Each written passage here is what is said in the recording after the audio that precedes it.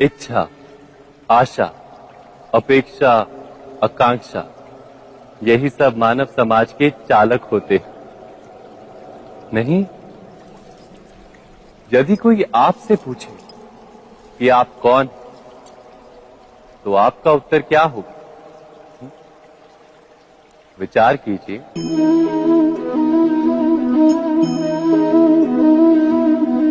आप तुरंत ही ये जान पाएंगे कि आपकी इच्छाएं ही आपके जीवन की व्याख्या है। कुछ पाने से मिली सफलता, कुछ ना पाने से मिली निष्फलता ही आपका परिचय। अधिकतर लोग ऐसे जीते हैं कि स्वयं भीतर से मरते रहते हैं, किंतु अपनी इच्छाओं को नहीं मार पाते। इच्छाएं उन्हें दौड़ाती हैं जिस प्रकार मृग तृष्णा मृग को दौड़ाती। परंतु इन्हीं इच्छाओं के गर्भ में ही ज्ञान का प्रकाश भी। कैसे? जब इच्छाएं अपूर्ण रहती और टूटती, तब वहीं से ज्ञान की किरण प्रवेश करती है मनुष्य के हृदय। ना, ये कथा नहीं है केवल इच्छाओं के संघर्ष की, नहीं है केवल महत्वाकांक्षाओं से जन्म लेने वाले भयावह रक्तपात। ये कथा है इच्छाओं के गर्भ से उदित होते हुए ज्ञान की। मैं वासुदेव कृष्ण आप सभी को निमंत्रण देता हूं इस यात्रा पे चलने का, जो जीवन का मर्म सिखाएगी, मनुष्य का धर्म सिखाएगी, कीचड़ से उठकर कमल बनने का कर्म सिखाएगी। और इस यात्रा का नाम है महाभारत।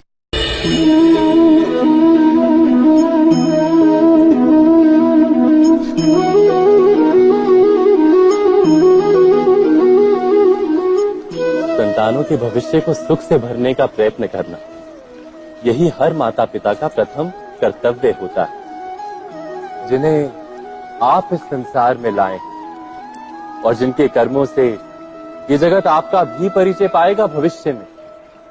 उनके भविष्य के सुख की योजना करने से अधिक महत्व और हो भी क्या सकता है। किंतु सुख और सुरक्षा, क्या ये मनुष्य के कर्मों से प्राप्त नहीं होते?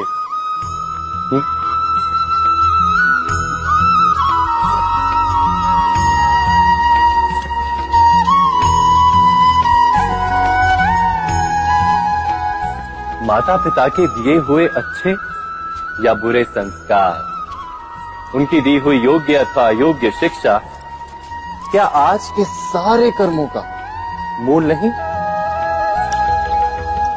संस्कार और शिक्षा से बनता है मनुष्य का चरित्र। अर्थात माता पिता अपनी संतानों का जैसा चरित्र बनाते हैं, ऐसा ही बनता है उनका भविष्य। किंतु फिर भी अधिकतर माता पिता अपनी संतानों का भविष्य सुरक्षित करने की चिंता में उनका चरित्र निर्माण का कार्य भूल ही जाते हैं। वस्तुतः जो माता पिता अपनी संतानों के भविष्य की चिंता करते हैं, उनकी संतानों को कोई लाभ नहीं होता। किंतु जो माता पिता अपने संतानों के भविष्य की नहीं, उनके चरित्र का निर्माण करते हैं, उन संतानों की प्रशस्ति समस्त संसार करता है। स्वयं विचार कीजिए।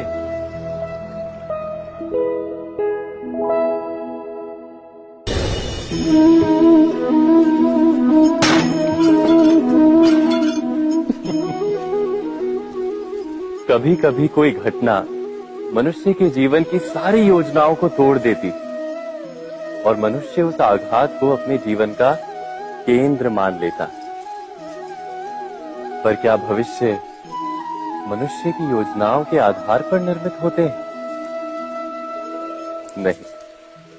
जिस प्रकार किसी ऊंचे पर्वत पर सर्वप्रथम चढ़ने वाला उस पर्वत की तलाई में बैठकर जो योजना बनाता है, क्या वही योजना उसे उस पर्वत की चोटी तक पहुंचाती है? नहीं। वास्तव में वो जैसे जैसे ऊपर चढ़ता है वैसे वैसे उसे नई नई चुनौतियां, नई नई विडंबनाएं, नए नए अवरोध मिलते हैं। प्रत्येक पद पर वो अपने अगले पद का निर्णय करता है। प्रत्येक पद पर उसे अपनी योजनाओं को बदलना पड़ता है। कहीं पुरानी योजना उसे खाई में ना ढकेल दे। वो पर्वत को अपने योग्य नहीं बना पाता, केवल स्वयं को पर्वत के योग्य बना सकता है। क्या जीवन के साथ भी ऐसा ही नहीं? जब मनुष्य जीवन में किसी एक चुनौती को, एक अवरोध को अपने जीवन का केंद्र मान लेता है, अपने जीवन की गति को ही रोक देता है, तो वो अपने जीवन में सफल नहीं बन पाता और ना ही सुख और शांति प्राप्त कर पाता। अर्थात जीवन को अपने योग्य बनाने के बदले स्वयं अपने को जीवन के योग्य बनाना ही सफलता और सुख का एकमात्र मार्ग नहीं। स्वयं विचार कीजिए।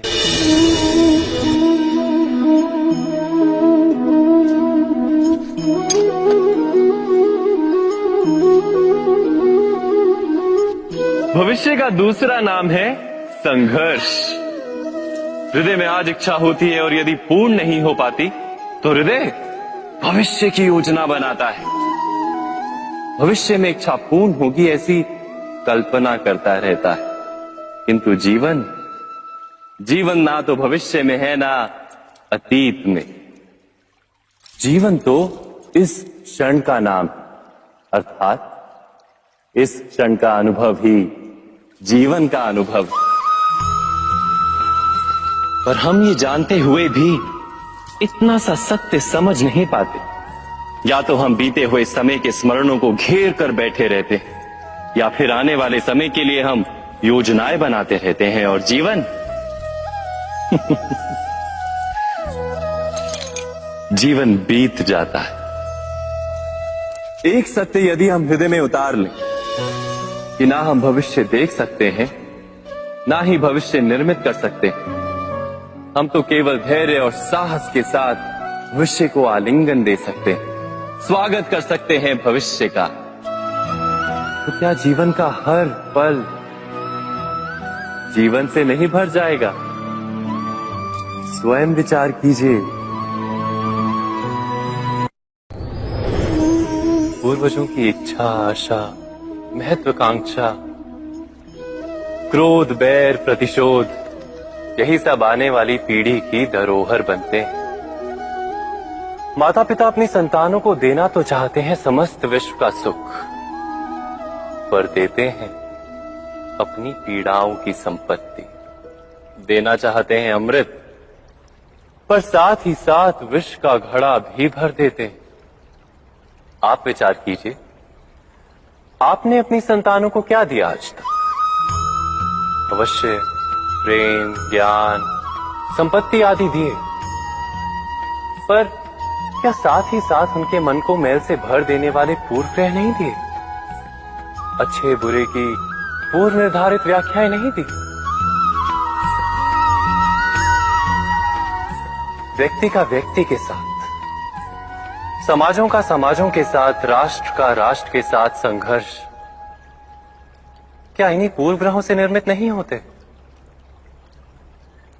हत्या, मृत्यु, रक्तपात क्या इन्हीं पूर्व ग्रहों से नहीं जन्मते? अर्थात माता पिता अपनी संतानों को जन्म के साथ मृत्यु का दान भी देते हैं। प्रेम के प्रकाश के साथ साथ घृणा का अंधकार भी देते हैं, और अंधकार मन का, हृदय का हो या वास्तविक हो, उससे केवल भय प्राप्त होता है, केवल भय। स्वयं विचार कीजिए।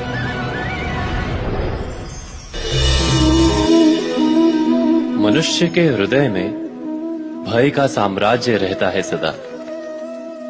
कभी संपत्ति के नाश का भय, कभी अपमान का भय, कभी अपनों से छूट जाने का भय। इसीलिए भय का होना सबको स्वाभाविक ही लगता है। क्या कभी विचार किया है, जो स्थिति अथवा वस्तु भय को जन्म देती है, क्या वहीं से वास्तव में दुख आता है? नहीं, ऐसा तो कोई नियम नहीं। और सबका अनुभव तो ये बताता है कि भय धारण करने से भविष्य के दुख का निवारण नहीं होता। भय केवल आने वाले दुख की कल्पना मात्र ही है। वास्तविकता से इसका कोई संबंध नहीं है। तो क्या ये जानते हुए भी कि भय कुछ और नहीं, केवल कल्पना मात्र ही है, इससे मुक्त होकर निर्भय बन पाना क्या बहुत कठिन है? अवश्य विचार कीजिएगा।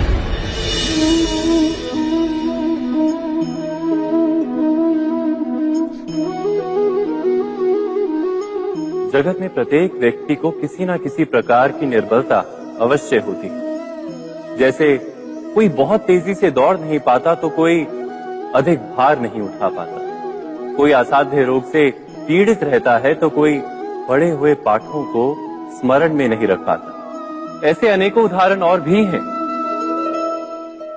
क्या आप किसी ऐसे व्यक्ति को जानते हैं जिसे सब कुछ प्राप्त हो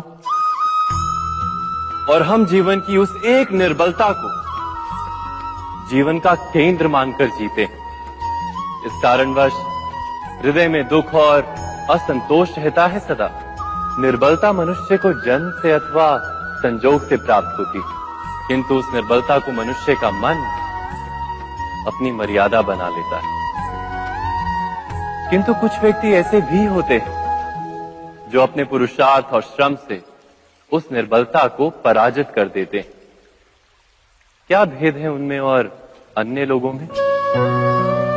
क्या आपने कभी विचार किया है? सरल सा उत्तर है इसका। जो व्यक्ति निर्बलता से पराजित नहीं होता, जो पुरुषार्थ करने का साहस रखता है हृदय में, वो निर्बलता को पार कर जाता है। अर्थात निर्बलता अवश्य ईश्वर देता है, किंतु मर्यादा मनुष्य का मन ही निर्मित करता है। स्वयं विचार कीजिए।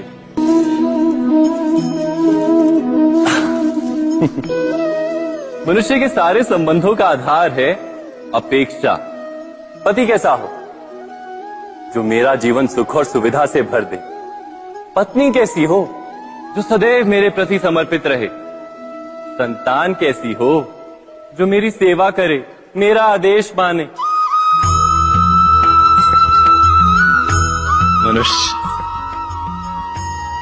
मनुष्य उसी को प्रेम भी कर पाता है जो उसकी अपेक्षा पूर्ण करता है। और अपेक्षा की तो नियति है भंग होना। कैसे? क्योंकि अपेक्षा मनुष्य के मस्तिष्क में जन्म लेती है। कोई अन्य व्यक्ति उसकी अपेक्षाओं के बारे में जान ही नहीं पाता। पूर्ण करने की प्रामाणिक इच्छा हो तब भी कोई मनुष्य किसी की अपेक्षाओं को पूर्ण नहीं कर पाता। और वहां से जन्म लेता है संघर्ष। सारे संबंध संघर्ष में परिवर्तित हो जाते। पर मनुष्य अपेक्षा को संबंध का आधार ना बनाए और स्वीकार करे केवल संबंध का आधार, तो क्या ये जीवन स्वयमेव सुख और शांति से नहीं भर जाएगा? स्वयं विचार कीजिएगा।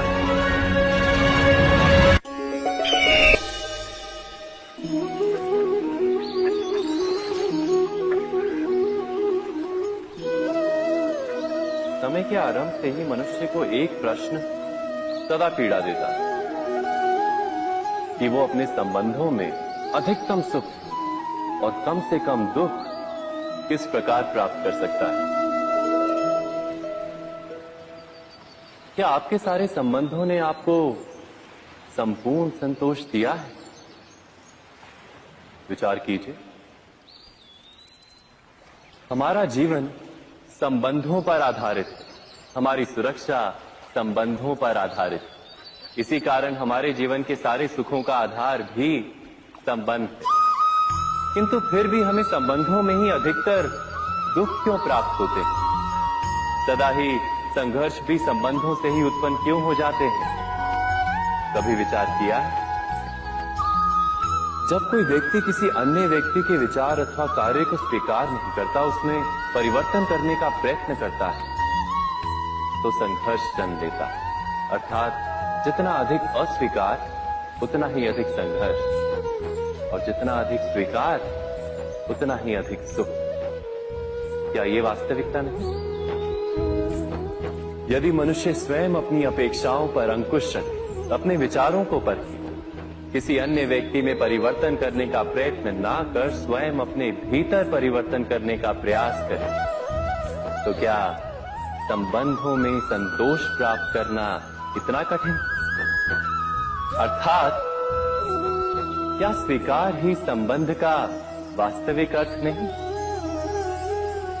स्वयं विचार कीजिए।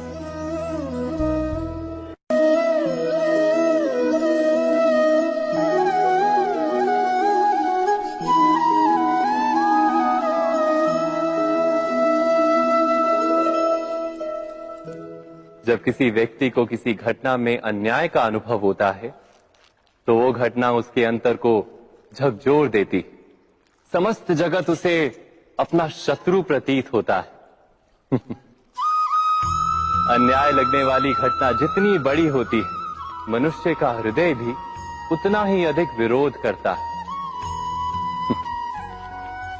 उस घटना के उत्तर में वो न्याय मांगता है, और ये योग्य भी है।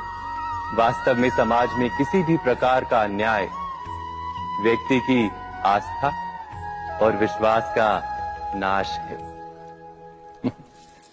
किंतु ये न्याय क्या है? न्याय का अर्थ क्या है?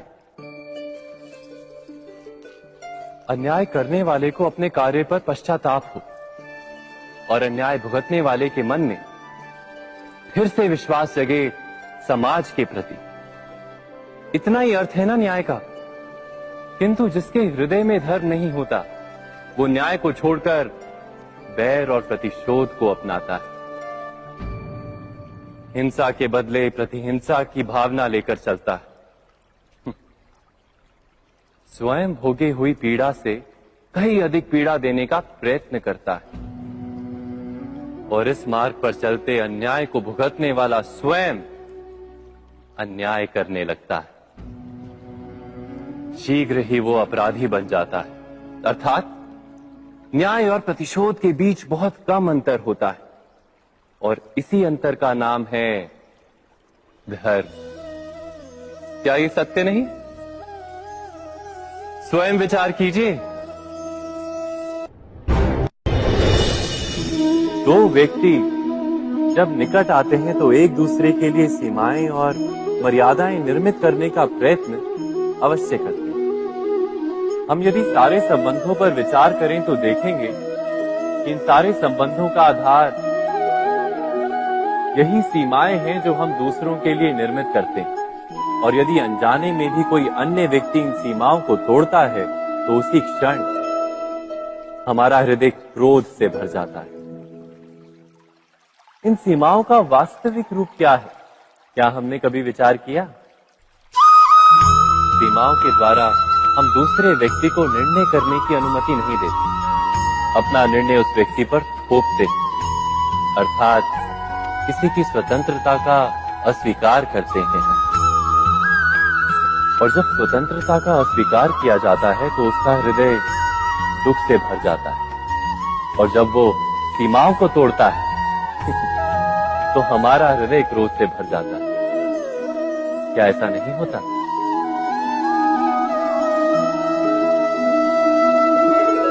पर यदि एक दूसरे की स्वतंत्रता का सम्मान किया जाए तो किसी मर्यादाओं या सीमाओं की आवश्यकता ही नहीं होती। अर्थात जिस प्रकार स्वीकार किसी संबंध का देह है, क्या वैसे ही स्वतंत्रता किसी संबंध की आत्मा नहीं? स्वयं विचार कीजिए।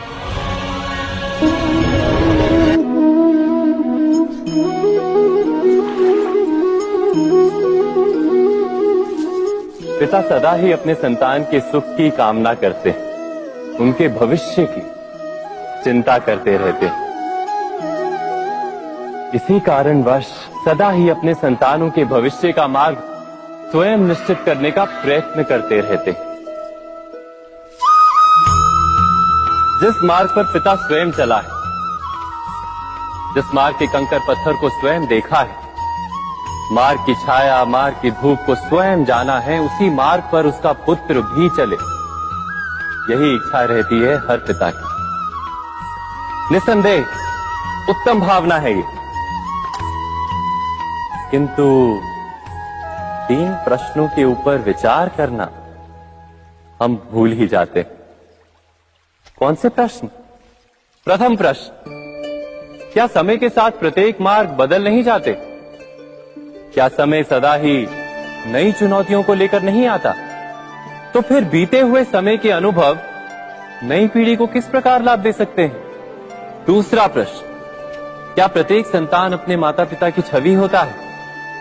हाँ, संतानों को संस्कार तो अवश्य माता पिता देते हैं, किंतु भीतर की क्षमता तो ईश्वर देते हैं।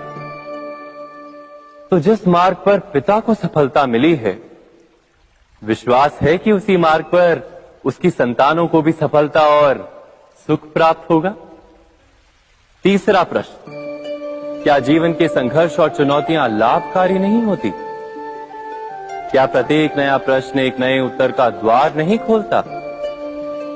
तो फिर संतानों को नए नए प्रश्नों, संघर्षों और चुनौतियों से दूर रखना, ये उनके लिए लाभ करना कहलाएगा या हानि पहुंचाना? अर्थात जिस प्रकार संतान के भविष्य का निर्माण करने के बदले उसके चरित्र का निर्माण करना श्रेष्ठ है, वैसे संतानों के जीवन का मार्ग निश्चित करने के बदले उन्हें नए संघर्षों के साथ जूझने के लिए मनोबल व ज्ञान देना अधिक लाभदायक नहीं होगा? स्वयं विचार कीजिए। सबके जीवन में ऐसा प्रसंग अवश्य आता है कि सत्य कहने का निश्चय होता है हृदय में, किंतु मुख से सत्य निकल नहीं पाता। कोई भय मन को घेर लेता है। किसी घटना अथवा प्रसंग के बारे में बात करना या फिर स्वयं से कोई भूल हो जाए उसके बारे में कुछ बोलना, क्या ये सत्य है? नहीं, ये तो केवल तथ्य है। अर्थात जैसा हुआ था वैसा केवल बोल देना सामान्य सी बात है। किंतु कभी कभी उस तथ्य को बोलते हुए भी भय लगता है। कदाचित किसी दूसरे की भावनाओं का विचार आता है मन, दूसरे को दुख होगा, ये भय भी शब्दों को रोकता है। तो ये सत्य क्या है? क्या हमने कभी विचार किया है? जब भय रहते हुए भी कोई तथ्य बोलता है तो वो सत्य कहलाता है। वास्तव में सत्य कुछ और नहीं, केवल निर्भयता का दूसरा नाम है। और निर्भय होने का कोई समय नहीं होता, क्योंकि निर्भयता आत्मा का स्वभाव है। अर्थात क्या प्रत्येक क्षण सत्य बोलने का क्षण नहीं होता?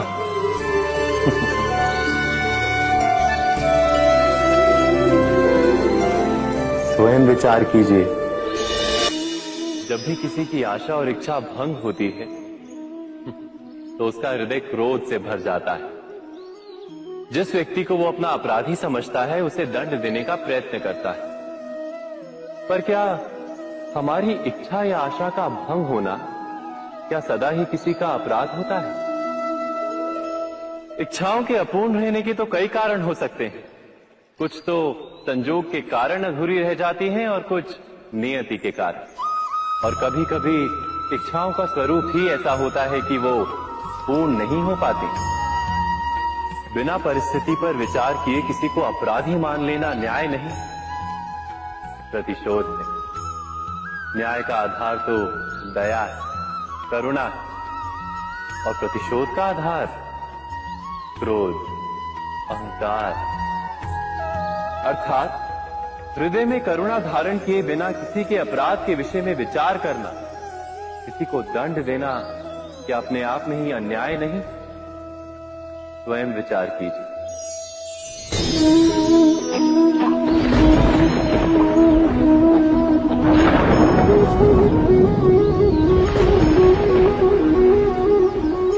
सपनों और पूर्वाभासों के आधार पर हम भविष्य के सुख दुख की कल्पना करते हैं। भविष्य के दुख का कारण दूर करने के लिए हम आज योजना बनाते हैं, किंतु कल के संकट को आज निर्मूल करने से हमें लाभ मिलता है या हानि पहुंचती है? ये प्रश्न हम कभी नहीं करते। सत्य तो ये है कि संकट और उसका निवारण साथ जनते हैं, व्यक्ति के लिए भी और सृष्टि के लिए भी। नहीं, आप अपने भूतकाल का स्मरण कीजिए, इतिहास को देखिए, आप तुरंत ही ये जान पाएंगे कि जब जब संकट आता है तब तब उसका निवारण करने वाली शक्ति भी जन्म लेती है। यही तो जगत का चलन है। वस्तुतः संकट ही शक्ति के जन्म का कारण है। प्रत्येक व्यक्ति जब संकट से निकलता है तो एक पद आगे बढ़ा होता है, अधिक चमकता है, आत्मविश्वास से अधिक भरा होता है, न केवल अपने लिए अपितु विश्व के लिए भी। क्या ये सत्य नहीं? वास्तव में संकट का जन्म है एक अवसर का जन्म, अपने आप को बदलने का अवसर, अपने विचारों को ऊंचाई पर करने का अवसर, अपनी आत्मा को बलवान और ज्ञान मंडित बनाने का अवसर। जो ये कर पाता है उसे कोई संकट नहीं होता, किंतु जो ये नहीं कर पाता वो तो स्वयं एक संकट है विश्व के लिए। विचार कीजिए।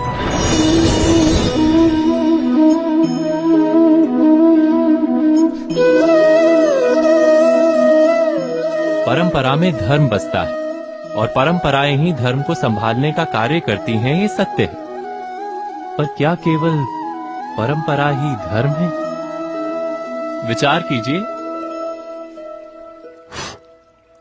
सत्य तो यह है कि जिस प्रकार पाषाण में शिल्प होता है, उसी प्रकार परंपरा में धर्म होता है। इस पत्थर में शिल्प है, ये पत्थर शिल्प नहीं। शिल्प को उजागर करने के लिए उसे तोड़ना पड़ता है, अनावश्यक भागों को दूर करना पड़ता है।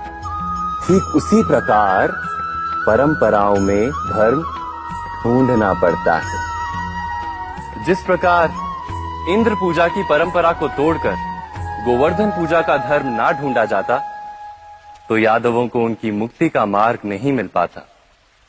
अर्थात परंपरा को पूर्णता छोड़ देने वाला धर्म से वंचित रह जाता है और परंपरा का अंध अनुकरण करने वाला भी धर्म को प्राप्त नहीं कर पाता। कहते हैं हंस के पास नीर क्षीर विवेक होता है, दूध में मिले पानी को छोड़कर केवल दूध ही ग्रहण करता है। तो क्या सच्चा धर्म प्राप्त करने के लिए हृदय में ज्ञान से जन्मा विवेक आवश्यक है? और ऐसे विवेक के बिना जिसे धर्म मान भी लिया जाए, जो वास्तव में धर्म ना भी हो, ऐसा भी तो हो सकता है। स्वयं विचार कीजिएगा।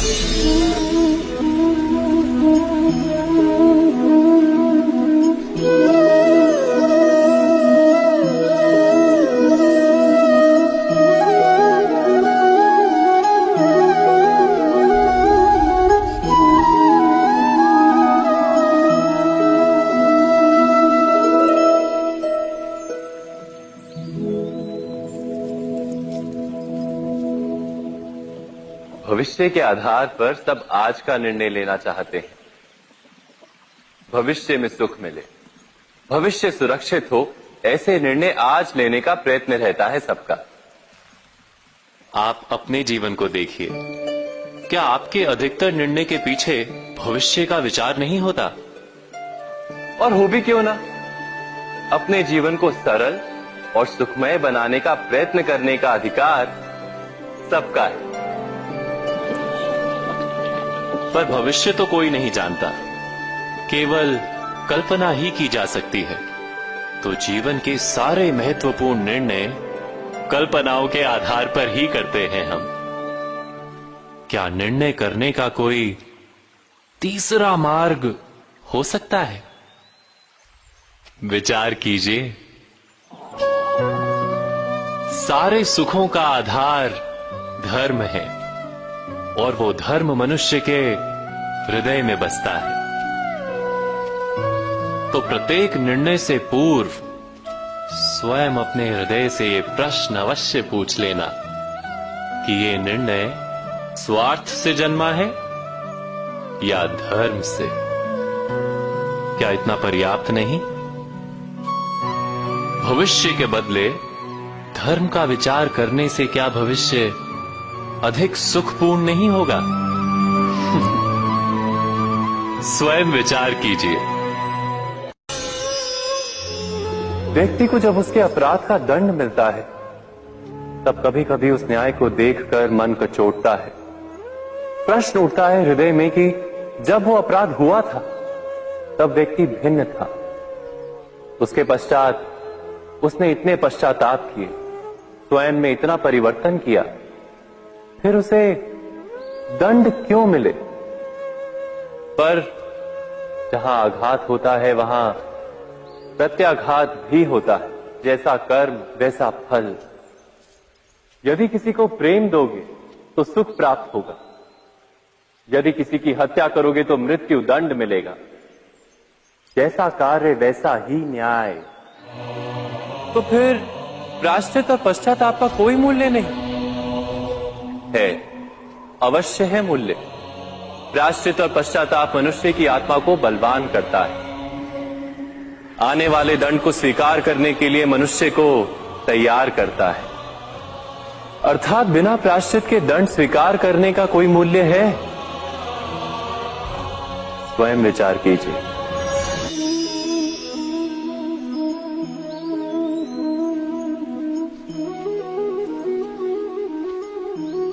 जब अपने किसी अच्छे कार्य के उत्तर में दुख प्राप्त होता है अथवा किसी को उसके दुष्ट कार्य में सुख मिलता है तो मन अवश्य ये विचार करता है कि अच्छा कार्य करने का, धर्म के मार्ग पर चलने का तात्पर्य क्या है।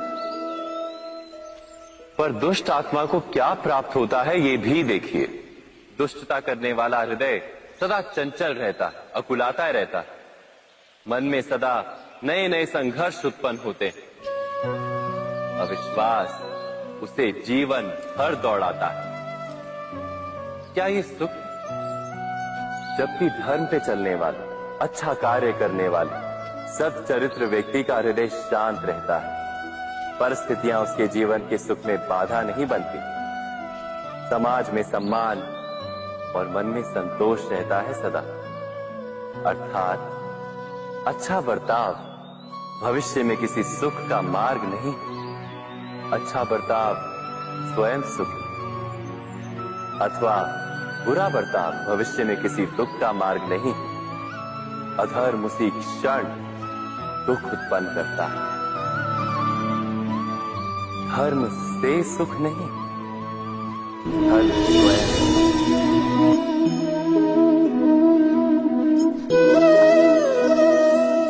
सत्ता की लालसा सबके हृदय को घेरे रहती है।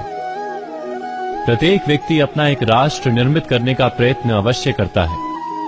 फिर वो राष्ट्र कुरु राष्ट्र की भांति बहुत बड़ा हो या फिर अपने परिवार तक सीमित हो, वो सत्ता प्राप्त करने का प्रयास अवश्य करता है। किंतु सत्ता का वास्तविक रूप क्या है? क्या हमने कभी विचार किया है? एक मनुष्य जितने अधिक लोगों के जीवन को प्रभावित कर सके, जितने अधिक लोगों के जीवन की स्वतंत्रता पर अंकुश रख सके, उतनी ही अधिक सत्ता का अनुभव करता है वो। सत्ता का वास्तविक रूप ही है अन्य के जीवन पर स्वयं का प्रभाव। किंतु क्या वास्तविक प्रभाव प्रेम, दया, करुणा और धर्म से निर्मित नहीं होता। जब भी मनुष्य कठोरता और अधर्म से सत्ता प्राप्त करने का प्रयत्न करता है, तब वो दूसरों के हृदय में विरोध अथवा विद्रोह को जन्म देता है। और परिणाम कुछ इस प्रकार। हां, कुछ समय के लिए वो स्वयं को प्रभावी और शक्तिशाली अवश्य पाता है, किंतु वो वास्तविक सत्ता नहीं। यही कारण है कि भृगु और वशिष्ठ जैसे ऋषियों की आज भी पूजा की जाती है, रावण और हिरण्यकशिपु की नहीं। इस पर तो आप विचार अवश्य करें। सत्य कहा ना।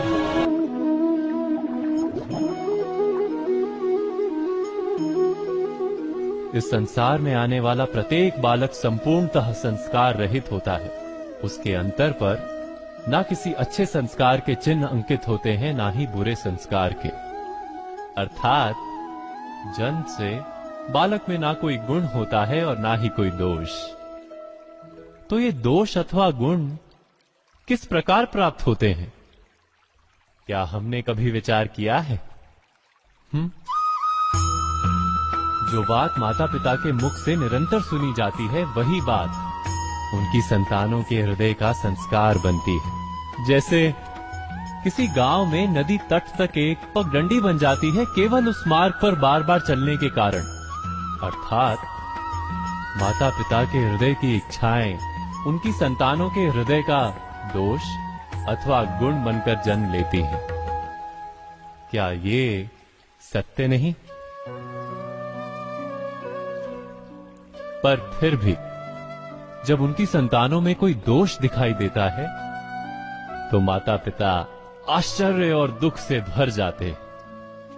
माता पिता का हृदय ये प्रश्न करता है कि उनकी संतानों में ये कुसंस्कार आए कहां से। सत्य तो यही है कि माता पिता अपनी संतानों को अनजाने में ही कुसंस्कार के बीज दे देते हैं, जो उनके संतानों की हृदय भूमि पर कुसंस्कार का वृक्ष बनकर उगता है। अर्थात अपनी संतानों को सुसंस्कारी और धर्ममय बनाने की आशा रखने वाले प्रत्येक माता पिता को प्रथम अपने हृदय की इच्छाओं पर अंकुश रखना क्या अनिवार्य नहीं?